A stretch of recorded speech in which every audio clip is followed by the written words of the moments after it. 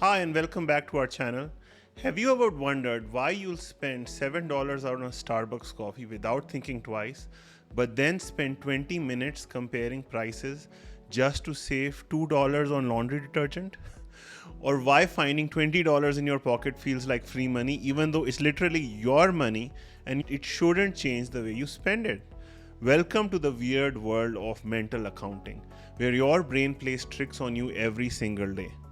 Today, we are diving into why your brain treats money like a toddler organizing toys, and why understanding this can completely change how you make money. So, what exactly is mental accounting, and why should you care about it? It's a concept discovered by Nobel Prize winner Richard Thaler in 1985. And here's a simple version that will blow your mind. Your brain creates imagery, buckets for different types of money, like having separate jars: rent, fun money, savings, and so on, or your kitchen counter. Sounds logical, right? But here's where it gets weird and problematic. Your brain treats these buckets as if they're completely different currencies, like having dollars in one pocket and euros in another, except that they're all dollars and they're all yours. This mental trick leads to some seriously irrational decisions that cost you thousands of dollars every year, but that's all humans make decisions like this, so you can use this to make money too. Picture a scenario that Thaler used in his research. You're on a beach, it's hot, and you really want a beer right now. Your friend offers to buy you a beer, but here's where it gets interesting. The first scenario: the beer comes from a fancy resort hotel nearby. How much would you be willing to pay? Most people would say around $7 to $8 without hesitation. Scenario 2: the exact same beer comes from a rundown grocery store down the street. How much now? Most people suddenly say about $3 or $4. So here's the kicker. This is what is showing how irrational we are. It's the exact same beer. You're drinking it literally on the beach. But your brain creates different value buckets to adjust for the psychological expectation of price to soothe yourself with the price that you're going to get, especially from that bigger resort. This is mental accounting in action. It's happening to you every single day. How about some examples that we all engage in? The Venmo windfall. Somebody Venmos you $50 for the dinner you paid for last week, but suddenly that money starts to feel extra or bonus. You end up ordering DoorDash instead of cooking, even though you were literally just trying to save money yesterday.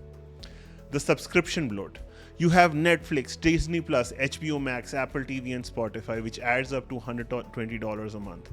But it doesn't feel like 120 because they're all separate charges hitting your cards at different time.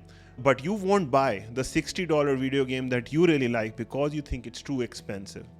So why does our brain do this? There are three main psychological reasons.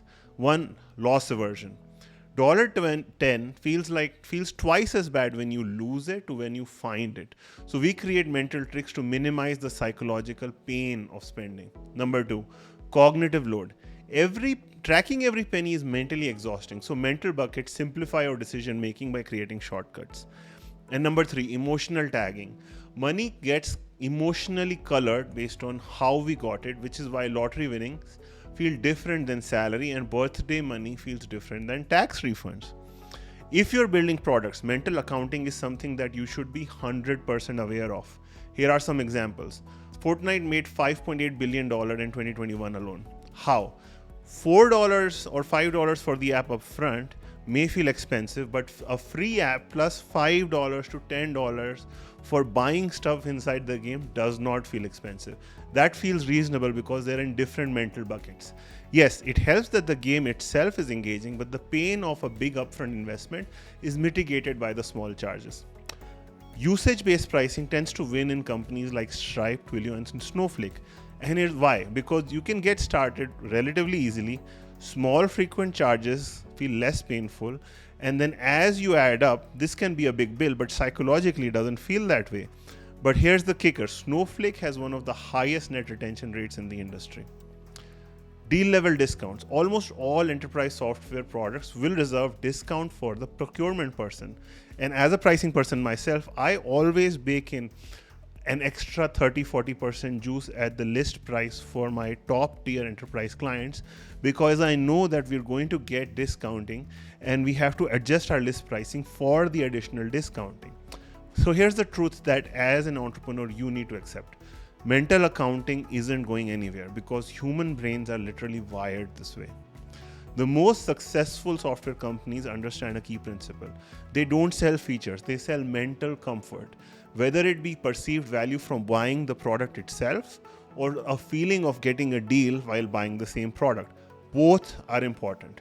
Remember this golden rule: every dollar in your buyer's pocket is sitting in a different mental bucket. So design for the bucket, not the dollar. Peace out and happy monetizing.